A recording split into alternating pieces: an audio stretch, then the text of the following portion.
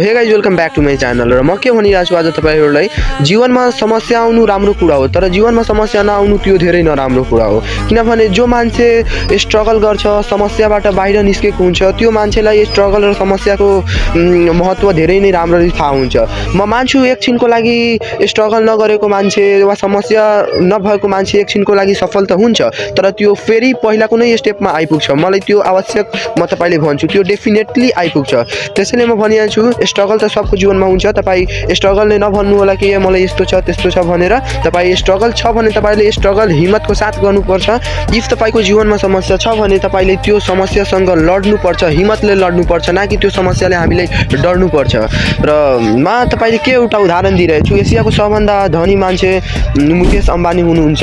र उहाँलाई पनि त धेरै स्ट्रगल गर्नु परेको थियो धनी हुनलाई हैन यस्तै त सानैबाट त धनी भएर आउनु भएको थिएन तर उहाँको छोरालाई त त्यति मेहनत त गर्नु पर्दैन उहाँले पनि काम गर्नु भइरहेको छ धेरै राम्रो राम्रो कार्यहरू गर्नु भइरहेको छ तर